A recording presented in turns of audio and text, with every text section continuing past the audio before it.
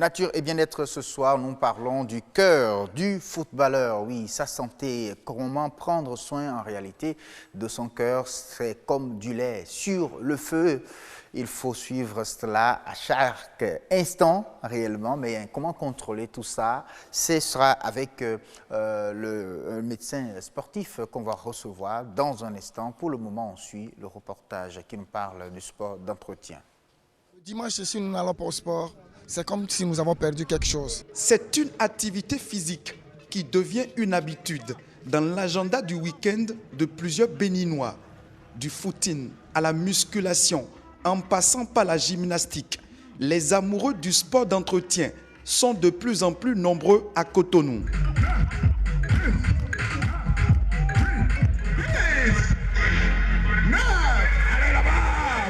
Nous sommes dans la commune d'Abomey-Calavi. Ces hommes et femmes ont pris d'assaut dimanche dernier la voie inter-État Ilakondi-Cotonou pour remettre le corps et les muscles en état de bien-être. Sur fond de musique, ils ont parcouru 14 km de marche en 3 heures d'horloge. Nous avons aujourd'hui fait 14 km, Djekpota, PK14, PK14, Djekpota. Ça fait 7 km aller-retour.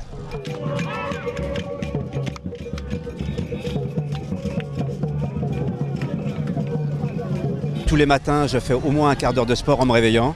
Ça me permet de rester jeune, de pouvoir courir encore aujourd'hui à 64 ans, 15 km tous les dimanches. On le fait pour maintenir notre organisme en bonne santé. C'est un médicament gratuit, le sport. C'est-à-dire qu'il faut mettre le corps en mouvement à travers le sport. Et quand on parle encore de la marche met en mouvement tout le corps. Et donc arrive à mouvementer toutes les parties de notre corps. Et qui s'adonne à la marche, eh bien, règle déjà un certain nombre de problèmes dans sa vie. Devenu une arme efficace pour maintenir en bon état et loin des maladies l'organisme, le sport du week-end offre une vague d'avantages pour les pratiquants. Au plan physique, ça ralentit le processus de vieillissement et lutte contre la perte de l'autonomie. Ça lutte contre des lombalgies, des douleurs lombaires. Au plan métabolique, ça lutte contre la survenue des maladies cardiovasculaires, à savoir l'hypertension artérielle, l'accident vasculaire cérébral. Ça lutte contre la survenue de cancer de certains organes, à savoir le cancer du côlon, le cancer du sein chez la femme, le cancer de la prostate chez l'homme. Au plan psychique, ça permet d'avoir une meilleure oxygénation cérébrale. Ça améliore le sommeil et ça lutte contre le stress et l'anxiété. Les sociétés du sport d'entretien naissent et grandissent au Bénin. Le gouvernement pense en faire une discipline parce que convaincu que le développement de toute nation passe par la santé de ses filles et fils. Ah oui, hein, c'est rare, mais quand cela arrive, c'est toute la famille du football qui est donc souvent attristée et surprise même, j'allais dire, quand un joueur tombe sur le terrain. On nous dit souvent que c'est son cœur qui a lâché, mais comment est-ce possible pour un sportif professionnel, surtout un footballeur professionnel? On va en savoir un peu plus avec le docteur Sylvestre Parfait Aïvodji, le médecin sportif. Bonsoir. Bonsoir, monsieur le journaliste. Merci d'avoir accepté notre invitation de venir sur ce plateau. Bonsoir, Yasmine. Bonsoir, Sim Gaba. Toujours dans la fièvre de la canne. Hein? Ah oui, dans la fièvre de la canne, et ça nous amène à poser beaucoup plus de questions sur la santé de du ces sportifs-là. Aujourd'hui, on fait zoom sur professionnel. Le cœur. Oui, on fait zoom sur le cœur. Bien, bonsoir, amis téléspectateurs. Docteur, bonsoir. Bonsoir, madame. Alors, dites-nous, comment doit être le cœur du sportif? Merci, madame le journaliste. Ici, on parle de football. Oui. Donc, on s'intéresse plus aux pieds. Mais les pieds ne bougent que par le cœur. Oui. Le cœur suit un rythme propre à lui. Un rythme propre parce qu'il est constitué d'une masse qui lui permet de propulser le sang, qui va aider l'athlète à courir dans tous les sens et être performant. Donc, le cœur ici, c'est l'élément moteur de l'organisme, indispensable à toute activité sportive. Et ce qui est encore plus exigeant, parce que très sollicité dans le cas des footballeurs professionnels. Oui. Et tout au long de cette Coupe d'Afrique, il n'y a aucun incident signalé. Oui. Pourquoi? Parce que en amont, une visite complète de l'état cardiaque de tous les 23 joueurs par équipe ont été faites. Ces visites différentes ont axé plus leur recherche sur le cœur. Le cœur nécessaire pour la compétition. Tous ceux qui ont un cœur pathologique sont éliminés. C'est pourquoi la dernière fois, il parlait des examens d'aptitude. La FIFA et la CAF ont insisté sur l'aspect cardio de l'examen d'aptitude. Voilà. Qu'est-ce qu'on fait? Après l'interrogatoire, le bilan sanguin, on prend le cœur dans toutes ses dimensions. D'abord dans son rythme. Oui. Parce que le cœur a un rythme. Ce rythme-là est particulier chez les footballeurs. Ah bon? Voilà. Entre vous et moi, on n'a pas le même rythme. Quel est leur rythme alors? Voilà. Ils ont un cœur très lent au repos. Ok. La pulsation normale, c'est entre 60 et 80. Un homme normal. Chez le footballeur professionnel, il va jusqu'à 50. Ah bon? Voilà. On Donc appelle au ça repos, son cœur est très lent. Très lent. Les vrais champions, c'est 50-55. On parle de bradycardie sinusale.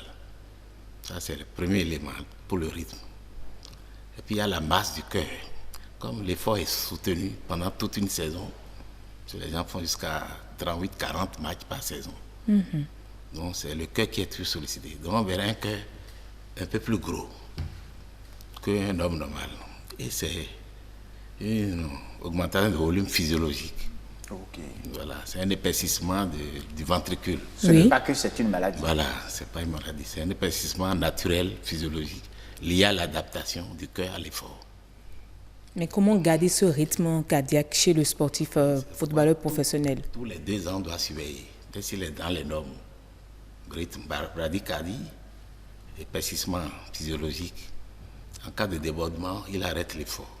Ok. Donc ici, il y a 2 catégories de footballeurs professionnels. Bon, on ne peut même pas dire 2 catégories. Avant 35 ans, le cœur n'est pas le même qu'après 35 ans.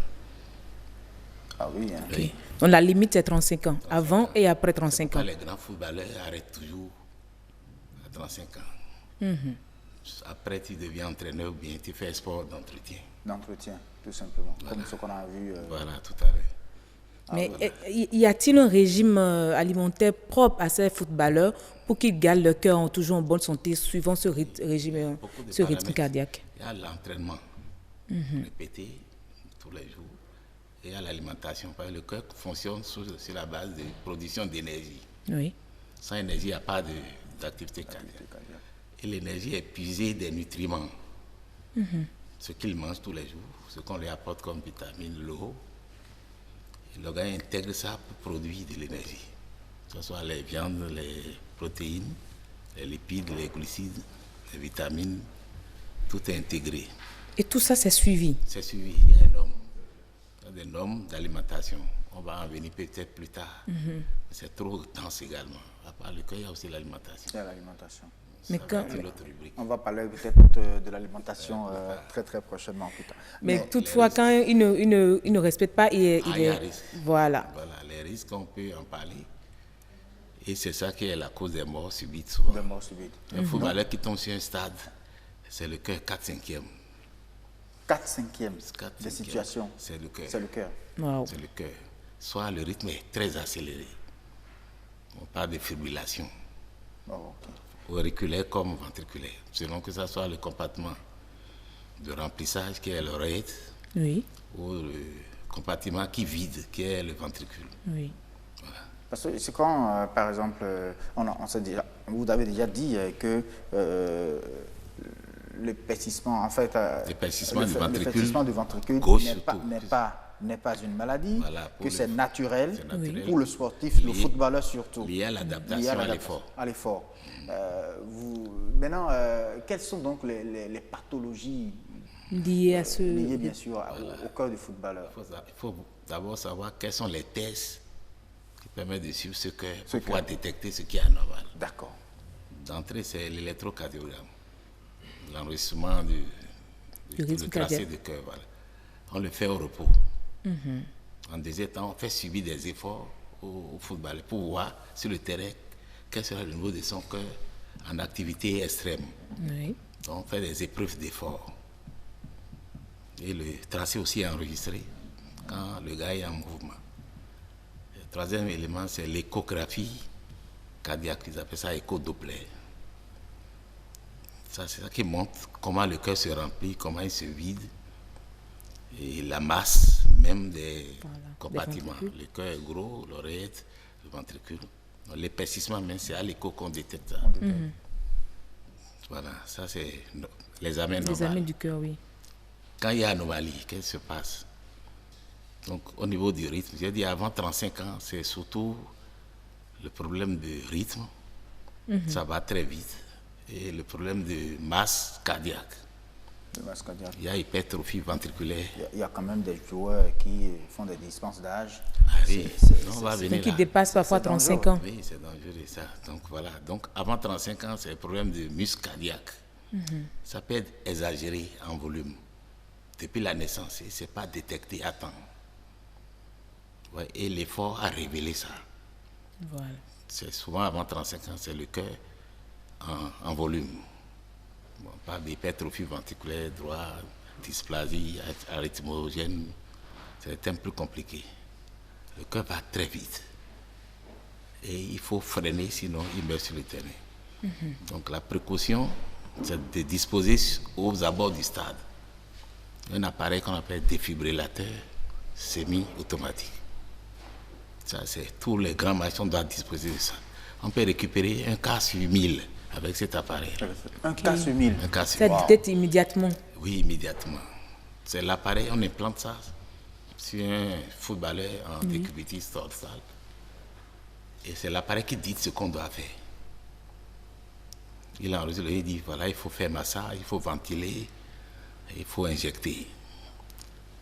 Et quand il y a mort, c'est lui-même qui signale arrêtez, il n'y a plus rien. Il n'y a plus rien. C'est l'appareil, le CG plat. Donc c'est exigé sur tous les grands stades, un DSA. Nous en avons ici, au stade de l'Amitié. Le SAMU vient souvent avec. Ah, d'accord. Dans ces véhicules. Vous verrez tous deux SAMU quand on joue les grands matchs. Quand on joue les grands matchs. Voilà, ils en disposent. Mais est-ce qu'il y a un sport propre au sport que les footballeurs doivent faire pour maintenir le cœur en bonne santé? Ils sont footballeurs. Oui. Il n'y a que le football. Que le football? Football. Ils mangent bien, ils s'entraînent bien, ils se reposent bien. Il y a le repos. Mais il n'y a pas la natation pour eux? Non, ça c'est les éléments de récupération. Est-ce que les fréquences, quand par exemple à la CAN, ou tous les 2 ou 3 jours, il y a match, est-ce que vous pensez que c'est le rythme normal pour un footballeur? Il faut 112 heures entre 2 matchs. 112 heures entre 2 matchs. Oui. D'abord, immédiatement après le match, dans les 2 heures qui suivent, le footballeur est déjà à table. Pour manger? Oui, parce qu'il s'est vidé sur le terrain. Okay. Il n'y en a plus de réserve. Les muscles sont pressés comme la serviette.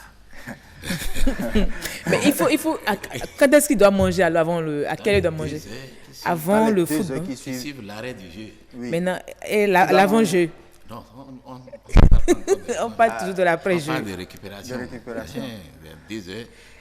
Il doit être à table. Mais il y a ma chef d'édition qui me fait de grands gestes de l'autre côté, comme voilà que nous veut tout savoir sur les footballeurs.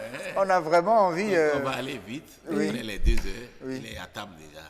Il récupère le volume du poids perdu. Si vous perdez 1 kilo, on les pèse quoi. En même temps. Avant et après. Si vous perdez 2 kilos, vous devez prendre 2 litres d'eau. Après l'heure du jeu. C'est le lendemain qu'il y a natation. Ainsi de suite.